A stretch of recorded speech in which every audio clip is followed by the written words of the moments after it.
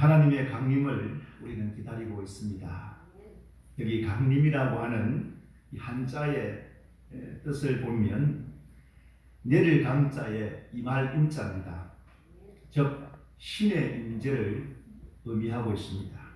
그래서 우리가 강림이라는 말은 하나님의 임재를 말씀하는 것입니다. 그래서 오늘 하나님의 강림에 대하여 말씀을 함께 나누고자 합니다.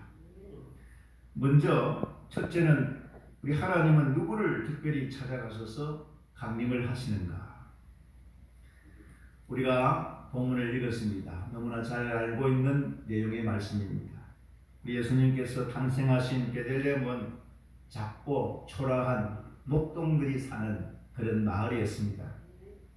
요즘을 말하면 우리가 도시에서 떨어진 아주 작은 초라한 그런 동네라고 보면 되겠습니다. 그때의 목동들도 요즘처럼 3D 업종입니다. 아주 힘들고 어려운 그런 직업이 바로 목동이었습니다. 그 목동들이 모여 사는 하층민 동네에 예수 그리스도가 강림을 하셨습니다. 초라한 동네에 예수님께서 강림을 하셨다는 말씀입니다. 참 이것은 하나님의 주권이었습니다. 우리 생각으로는 너무나 다른 곳에서 탄생을 하신 것입니다.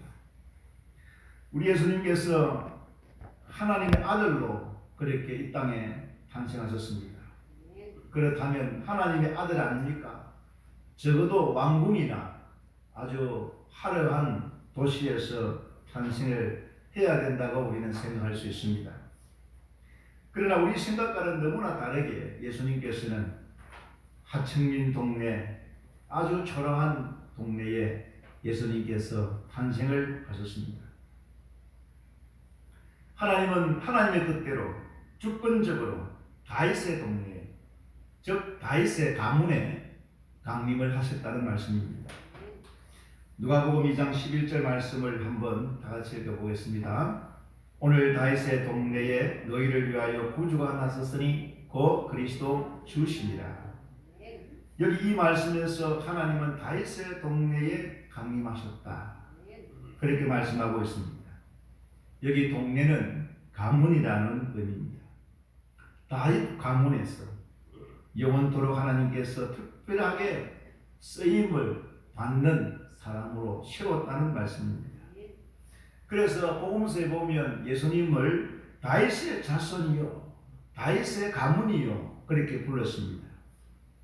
다윗에게 임한 하나님의 강림은 다윗 한 사람으로 끝나는 것이 아니고 그의 후손들, 그리고 그의 모든 그 다윗의 가문을 통하여 하나님께서 특별히 시대마다 쓰임을 받게 하셨습니다.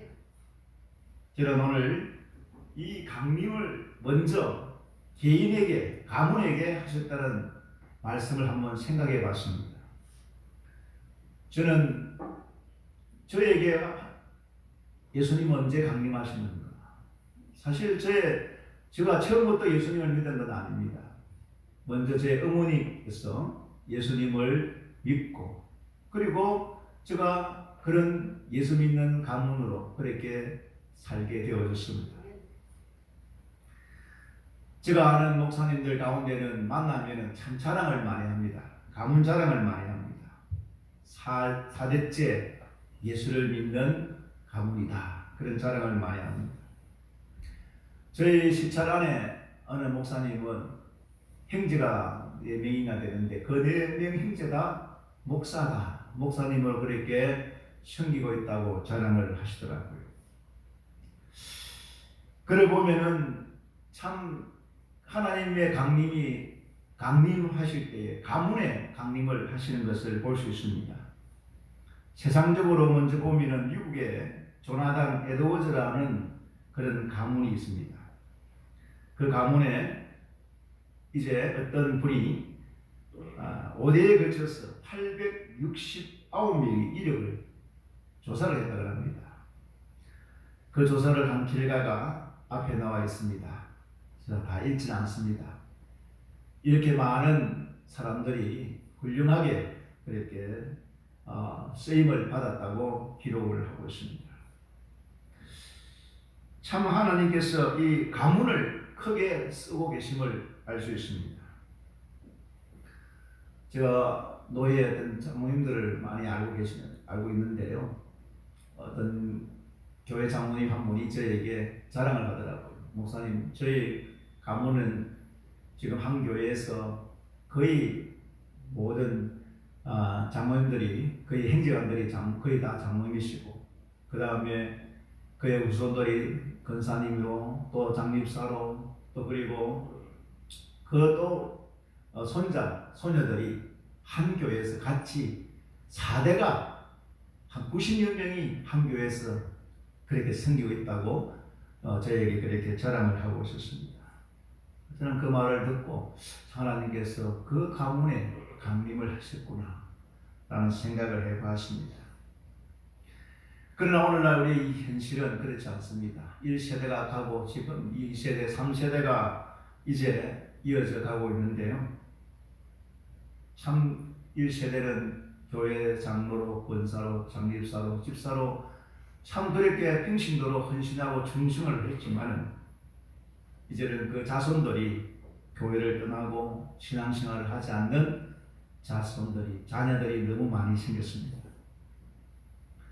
이런 가운데서도 저는 늘 기도를 합니다.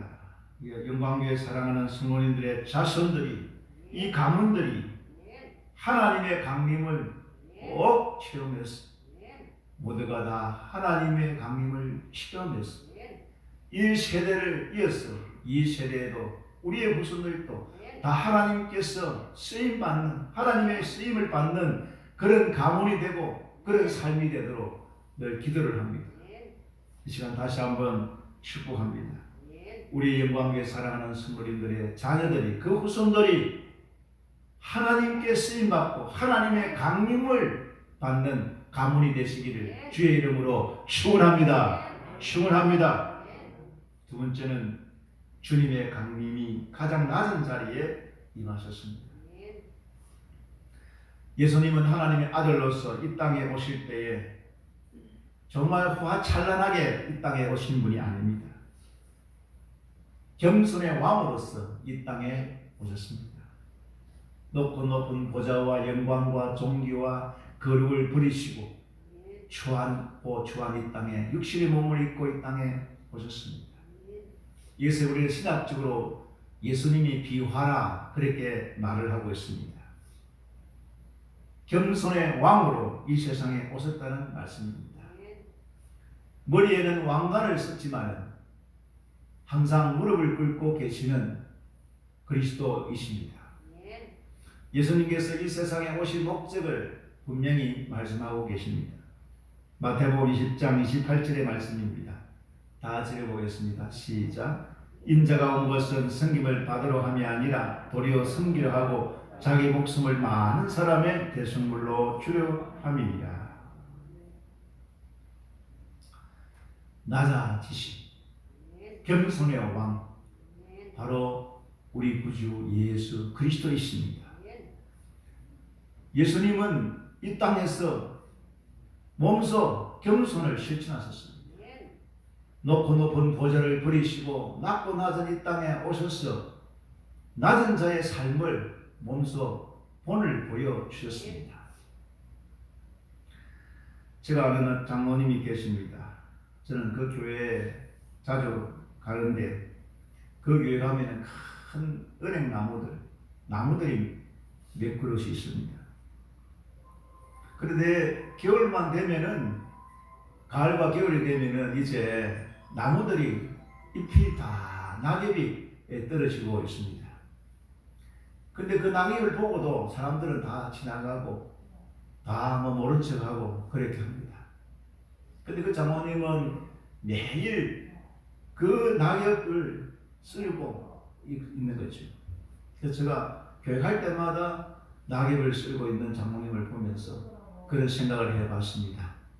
낙엽을 모든 사람들이 보고도 그냥 지나가지만 그 장모님은 매일 일찍이 와서 그 낙엽에 있는 낙엽들을 쓸고 있는 모습들을 보게 되었습니다.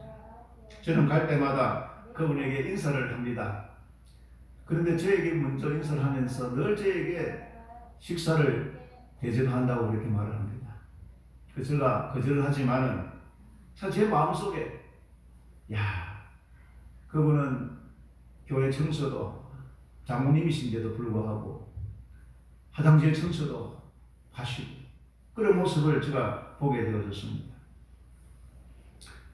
그 장모님은 그런 게 아니고 그 자녀들도 얼마나 교회당을 아끼고 교회를 참 섬기는 데 있어서 봉사를 하고 계시는지 저는 그 장모님을 볼 때마다 비록 세상적으로는 잘된 것이 없어요. 그러나 그 마음속에 아마 주님의 낮아지심, 주님의 섬김을 본받아서 그렇게 하고 계시는 거 아닌가 그런 생각을 해봤습니다. 내 한 사람이 정말 하나님께 헌신해서 쓰임 받는다면 나의 후손들이 복을 받는다는 것을 오늘 말씀을 통하여 우리에게 가르쳐 주고 계십니다. 내 한 사람이 얼마나 중요한지 모릅니다. 내가 어떻게 하나님께 쓰임 받느냐, 내가 먼저 정말 주의 몸된 교회를 위해서 헌신하고 충성하고 봉사하고 아름다운 섬김의 본을 보여준다면 그 자녀들이 보고 본을 받아서 그렇게 섬기지 않을까요? 예수님이 이 땅에 오실 때 섬김을 받으려고 한 적이 없습니다. 도리어 섬기려 하고 더 낮아져서 참 무릎을 꿇고 그렇게 숨겼던 것입니다. 주님의 낮아지심을 본받아서 오늘 저와 여러분들 우리 자신이 먼저 낮아져야 되겠습니다. 섬김을 받으려고만 하지 말고 우리가 먼저 내 자신이 섬김의 삶을 살아야 될 줄로 합니다. 내가 다른 사람들에게 높임을 받고 칭찬받고 좋은 소리 들으려고 하지 마시고 내가 낮아져서 겸손하게 참으로 험한 일도 남이 하지 않는 그런 일들도 내가 먼저 앞장서서 섬김의 본을 보여줄 수 있는 우리 모두가 되시기를 주의 이름으로 축원합니다. 예수님께서 이 세상에 어떻게 오셨습니까? 그분이 누구십니까? 그분은 하나님이십니다. 근데 하나님의 모든 영광, 존귀, 거룩, 모든 높은 보좌 다 버리시고 낮고 낮은 추한 이 땅에 육신의 몸을 입고 오셔서 십자가에 못 박혀 살을 찢으시고 피를 흘려 죽기까지 대속의 죽음을 당하시면서도 끝까지 하나님께 기도하기를 저들이 스스로 알지 못하오니 저들을 용서하여 주시옵소서. 원망하지 않았습니다. 불평하지 않았습니다. 비난하지 않았습니다. 모든 죄를 자신이 짊어졌습니다. 원수조차도 사랑하라고 말씀하시면서 그를 위하여 원수조차도 기도하라고 말씀하셨습니다. 우리가 믿는 예수님이 그런 분이십니다. 겸손의 왕이십니다. 섬김의 본을 보여주신 분이십니다. 한 번도 스스로 높임을 받고 존귀를 받고 칭찬받으시려고 하신 분이 아닙니다. 항상 낮아졌습니다. 항상 자신이 먼저 십자가를 지십니다. 어떠한 비난과 증오와 욕을 하고 침을 뱉고 아무리 그렇게 해도 같이 그렇게 욕하거나 같이 비난하거나 같이 싸운 적이 없습니다. 수많은 사람들이 십자가를 지고 걸어갈 때에 침을 뱉고 때리고 욕설을 하고 비난을 하고 조롱하고 멸시를 해도 묵묵하게 십자가를 지고 골고다를 걸어왔습니다. 이분이 바로 우리 구주 예수님이십니다. 이분이 이런 삶을 사시면서 우리에게 말씀하고 계십니다. 우리는 조금만 나에게 누가 비난을 하거나 누가 나에게 멸시를 하거나 무시하거나 조롱하거나 알아주지 않는다면 참지를 못합니다. 금방 화를 냅니다. 분노합니다. 심지어 이를 갑니다. 아직도 우리는 예수님이 내 마음속에 없었기 때문에 그렇습니다. 주님의 낮아지심, 주님의 그 모습이 우리 안에 없기 때문에 그렇습니다. 오늘 주님의 강림을 기다리고 살아가는 저와 여러분들, 우리 예수님의 탄생은, 그 십자가에서 죽으심은 바로 오늘 저와 여러분들에게 이 땅에서 어떻게 살아야 되는지, 예수 믿는 사람이 어떻게 이 세상에서 살아야 되는지 몸소 우리에게 본을 보여주시면서 가르쳐 주시는 것입니다. 다시 한번 주님의 강림을 기다리는 이 시절기에 다시 한번 주님을 바라보면서 낮아지시기를 주의 이름으로 축원합니다. 어떠한 조롱과 멸시와 무시와 천대를 받아도 비난하거나 같이 대항하거나 같이 싸우지 말고 스스로 낮아지시기를 주의 이름으로 축원합니다. 교회 봉사할 때 내가 자랑받고 높임받고 칭찬받고 그러기 위해서 교회 봉사하는 게 아니라 정말 성김을 다해서 내가 먼저 헌신하고 내가 먼저 봉사하고 내가 먼저 남들이 하지 않는 일들을 책임지고 할 수 있는 그러한 주님의 사람들이 되시기를 주의 이름으로 축원합니다. 세 번째는 세상에 많고 많은 민족 중에 하나님은 특별히 유대 민족을 그리고 한국 민족에게 강림을 하셨습니다. 개인이나 어느 가문에 하나님의 강림도 참 복이 있는데 어느 민족에게 하나님의 강림이 임했었습니다. 저는 유대 민족은 이미 이스라엘은 하나님의 선인으로서 교만하고 자만해 했습니다. 그래서 메시아가 오심에도 불구하고 그 메시아를 알지를 못했습니다. 한국, 이 땅, 이 나라, 대한민국 하나님께서 강림을 하셨습니다. 제가 어떻게 하나님의 강림이 이 민족, 우리나라에게 강림을 했는지 좀 재미는 없겠지만은 역사를 한번 제가 말씀을 드리겠습니다. 사도 바울이 이제 복음을 전하게 되어졌습니다. 사도행전에 보면은 소아시아 이제 3차 선교 여행을 떠납니다. 그 복음은 소아시아에서 로마로 가게 됩니다. 로마에서 이제 참 복음이 전파되어졌습니다. 그리고 유럽으로 퍼지게 되어졌습니다. 사실은 그러나 복음이 가는 곳곳마다 핍박이 너무 심했습니다. 특별히 로마의 복음이 전거될 때는 더 심했습니다.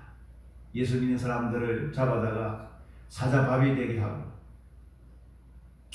감옥에 가둘 뿐만 아니라 잔인하게 죽임을 당하고, 그래서 참 신앙의 자유를 얻기 위해서 이제 카타콤 그 굴 속에 숨어서 그렇게 살아야만 했습니다. 그러다가 로마 제국이 기독교를 국교로 공인을 합니다. 콘스탄티누스라고 하는 예제가, 이 사람은 306년부터 337년에 살았던 사람인데 기독교를 자기 나라의 국교로 그렇게 이제 선포를 하게 됩니다. 그 이후로 로마에는 이제 로마 가톨릭이 번성하게 됩니다. 복음의 문이 닫혀버렸습니다. 암흑기가 되어버렸습니다. 핍박이 심할 때는 복음이 확장이 됐는데 기독교를 공인하고 이제 로마가 기독교화 되니까 로마 가톨릭이 이제 100,000년 동안이나 지금 이제 다스리게 되어졌습니다. 그때 1555년이죠. 루터가 있었습니다. 루터는 본래 신부입니다. 그 당시 레오 10세가 있었는데 이 교황입니다. 로마 가톨릭 교황인데 레오 10세가 이런 정책을 펴습니다. 새로 교황청을 세우려고 하니까 돈이 많이 드니까 이제 면죄부라고 하는 것을 만들었습니다. 돈만 내면은 모든 죄를 면하는 그러한 면죄부를 만들어가지고 이제는 예수를 믿고 구원받아야 되는데 예수 안 믿어도 돈만 내면은 구원을 준다고 하는 면죄부를 발행하기 시작했습니다. 여기에 루트가 이제는 하나님 말씀이 아니다, 성경으로 돌아가자라는 운동이 일어났습니다. 이것이 바로 종교개혁입니다. 그 당시 이제 같이 루터와 함께 칼빈, 저번글리, 존 락스 이런 사람들이 종교개혁을 같이 하게 되어졌습니다. 그래서 그때부터 이제는 구교, 로마 가톨릭과 신교, 요즘 말하는 개신교라고 하죠. 생겨나게 되어졌습니다. 그런데 끊임없이 구교와 신교가 유럽에서 전쟁이 일어났습니다. 특히 먼저 영국에서 이제 로마 가톨릭에서 벗어나고자 하는 일이 생겼습니다. 1534년에 헨리 8세가 이제 가톨릭 교회와 손을 끊고 스스로 성공회, 요즘도 성공회, 영국 성공을 하는데 성공회 수장이 되어졌습니다. 이 헨리 8세의 이혼과 재혼에 대해서 로마 가톨릭에 자꾸 간섭을 하니까 나는 우리 간섭을 받기 싫다, 이혼도 할 수 있고 재혼도 할 수 있다 하는 헨리 8세가 그래서 로마 가톨릭과 손을 끊어버리고 스스로 성공회를 만들어서 이제 영국 성공회가 생겨나게 되어졌습니다. 그리고 난 다음에 이제 16세기죠. 독일에서 시작된 30년 전쟁이 시작됩니다. 독일과 영국과 네덜란드와 이쪽에는 신교고 스웨덴과 그 다음에 선교연합을 구성한 구교, 스페인, 오스트리아 이런 축축으로 이런 유럽에서 큰 전쟁이 일어나는데 그것이 바로 종교전쟁입니다. 좀 재미가 없죠. 그래서 이제 이런 가운데에 영국에서 구교의 핍박을 받아 이제 신앙의 자유를 찾는 청교도인들이 생겨나게 되었습니다. 그 청교도인들이 바로 메이플라워를 타고 미국으로 건너가게 되어졌습니다. 그때부터 미국은 이제 근본 기독교 정신으로 나라가 새롭게 세워져 갔습니다. 복음은 미국에서 건너가서 이제는 미국에서 선교사들을 이제 한국으로 보내게 되어졌습니다. 사실 선교 역사를 보면은 영국이 세계 선교를 많이 했습니다. 그 영국에서 그 다음에 미국으로, 미국에서 이제 한국으로 왔습니다. 여러 가지 부정적인 선교의 부정적인 이야기를 많습니다. 그러나 지금은 한국이 전 세계로 가서 복음을 전하는 나라가 되어졌습니다. 한국 세계 선교협의회가 발표한 한국교회 파송 선교사가 170여 국, 26,670명. 이것은 질문에 응답한 숫자지만은 더 하면은 찾아보면은 거의 3만 명 가까이 지금 세계에 나가서 복음을 전하고 있습니다. 앞으로도 계속 한국 교회가 참 부흥해서 세계 선교를 책임지고 그렇게 나아가기를 원합니다. 그러나 우리는 하나님의 선택, 하나님의 이 강림을 우리가 너무 자만해서, 교만해서 이제는 어떻습니까? 점점 더 미국과 유럽을 닮아가고 있습니다. 유럽과 미국은 하나님을 떠나고 교회를 떠나는 성도들이 많아지고 있습니다. 제가 한 20년, 30년 전에 유럽의 예배당이 수많은 사람들이 모였던 예배당이 극장은 되고 술집이 되고 이런 설교를 한 적이 있습니다. 지금 어떻습니까? 유럽도 미국도 크게 큰 예배당에 수많은 사람들이 모였던 예배당이 재정적인 어려움이 있어서 극장으로 클럽으로 술집으로 바꾸어지고 가는 모습들을 정말 보고 있습니다. 한국 교회도 자만해서는 안 되는 이유가 바로 유럽처럼 또 미국처럼 한국 교회도 그와 같이 그렇게 가고 있다고 하는 것입니다. 사랑하는 성도 여러분, 오늘 우리가 코로나19로 인해서 많은 실망과 절망 가운데 우리가 빠져 있습니다. 그래서 하나님이 심판하셨다고 말을 하고 있습니다. 그러나 하나님의 심판 가운데서도 여전히 하나님은 강림하십니다. 하나님은 지금도 일하고 계시는 줄 믿습니다. 정말 하나님을 믿고 주님을 기다리는 사람들에게 주님은 강림하십니다. 수많은 사람들이 살았습니다. 주님이 강림하시는 그 시간에 수많은 사람들이 강림에 살고 있었지만은 주님은 다윗의 가문에게 강림했습니다.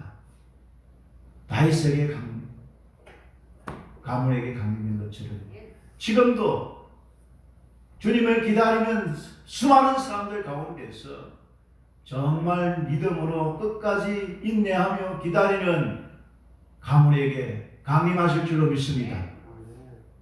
주님은 이 땅에 낮아지심으로 강림했습니다. 그 낮아지심은 세상 사람들 볼 때는 초라하고 볼품없고 아무것도 아닌 것처럼 보였지만은 지금 어떻습니까? 전 세계가 주님을 예수 그리스도로 정말 사랑의 사람으로 모르는 사람이 없을 정도로 그렇게 되어져 있습니다. 그러나 아무리 수많은 사람들이 예수를 알아도 예수를 믿지 않습니다. 얼마 전에 어떤 분이 기독교 방송에 나와가지고 간증함을 들었는데 저분이 어떻게 저렇게 간증할 수 있을까? 자기는 완전히 돌아왔다 그러는데 예수님에 대해서 이야기하는 걸 듣고 있으니까 기가 차더라고. 예수님은 매력적이고 멋진 분이고 예수님은 참 좋으신 분이다. 인간적 예수를 믿고 있었습니다. 끝까지 예수님이 자신의 개인의 구주로 영접하거나 믿는 말을 한 적이 없어요. 즉 예수를 알아도 지식적으로 알아도 예수님을 믿지 않는다는 이야기입니다. 인간적 예수를 믿고 있었습니다. 오늘날 이런 많은 사람이 교회를 다니지만 이렇게 예수를 믿는 사람들이 너무 많습니다. 주님의 강림을 경험하고 체험하지 못한 성도들이 너무 많습니다.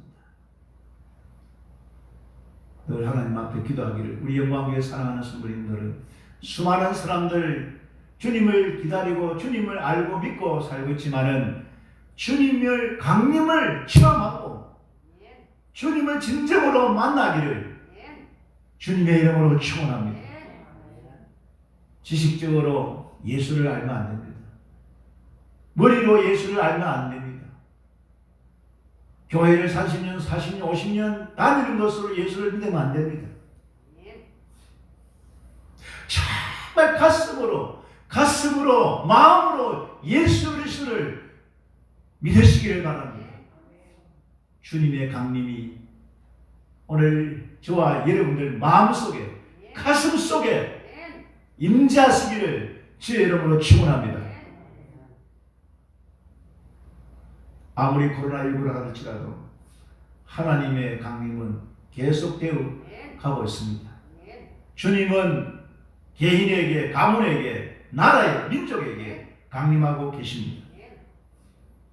오늘 강림절을 지내면서 다시 오실 메시아 그리스도, 구원자 그리스도, 그분을 사랑하고 기다리는 우리 모두가 되시기를 주님의 이름으로 축원합니다. 우리가 이 세상에서 가장 행복한 삶이 무엇일까요? 모두가 다 사람들을 행복하게 살기를 원합니다. 그래서 우리가 열심히 돈도 벌고 열심히 우리가 일을 하고 또 열심히 무언가를 해서 우리가 사는 목적이 뭡니까? 이 땅에서 사는 날 동안 행복하게 살기를 원하지 않습니까? 그런데 과연 행복이 우리에게 어떻게 살아야 과연 행복하게 사는 것인가를 생각해 본 적이 있습니까?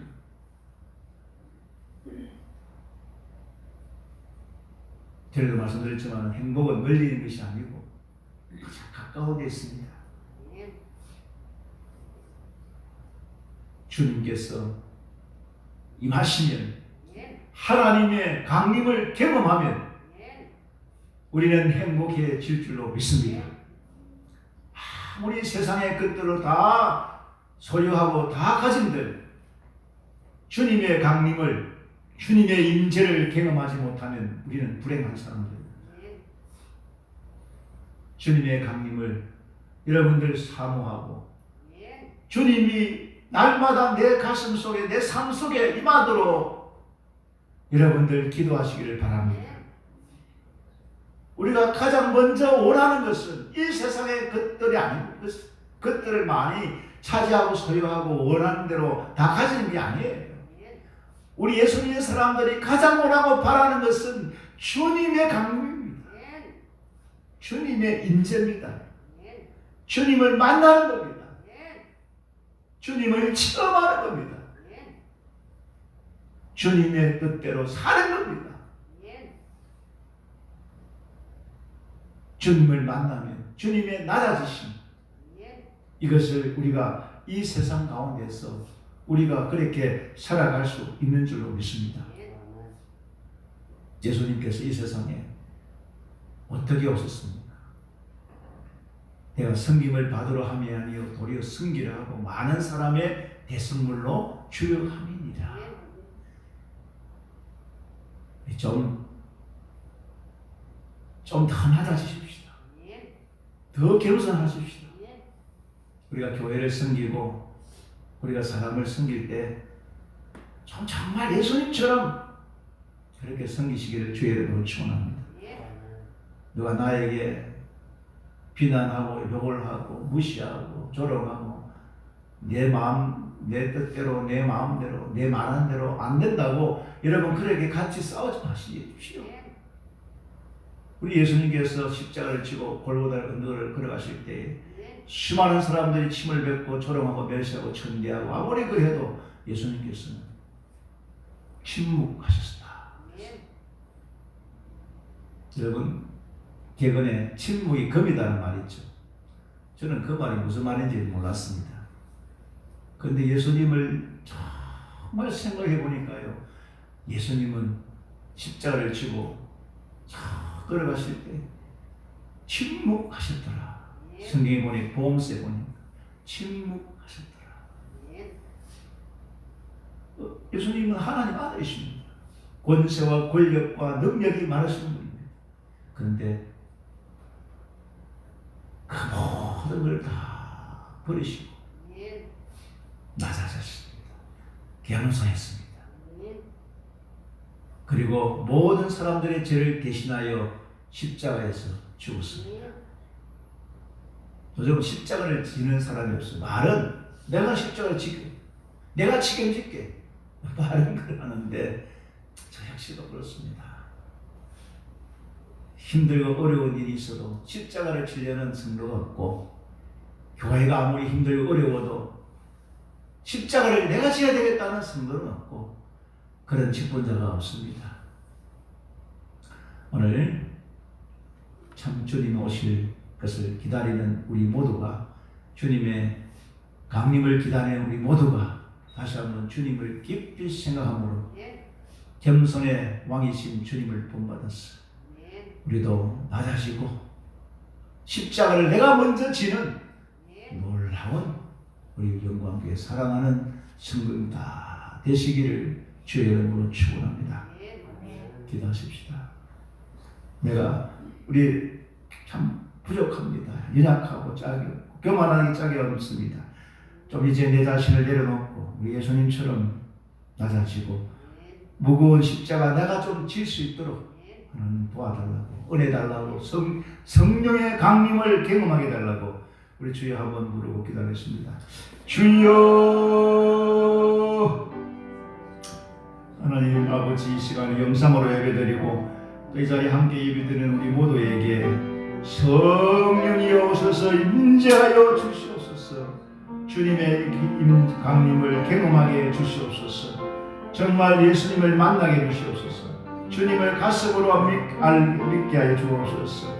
지식적으로 머리로 알지 말고 주님을 정말 마음으로 가슴으로 믿었어 변화된 삶을 살게 해주시고, 주님께서 이 땅에 낮아지신 것처럼 우리도 우리 삶 속에서 내가 낮아지고 내가 십자가를 지고 내가 힘들고 어려운 일을 내가 먼저 십자가를 칠 수 있는 그런 성도들이 다 되게 하여 주시기를 원하옵나이다. 주님의 사랑과 주님의 그 은혜를 우리가 받았습니다. 이제는 그 사랑을 아버지여 이제는 아버지 나누어 주고 받은 은혜를 하나님 앞에 나누어 줄 수 있는 그런 성도들이 되게 하여 주시옵소서. 이 시간도 기도할 때 성령 하나님 역사해 주시고 일일이 구하지 못하는 기도까지 성령 하나님 역사해 주시고 은혜 베풀어 주시고 도와주시옵기만을 원하고 비옵나이다. 주여 역사해 주옵소서.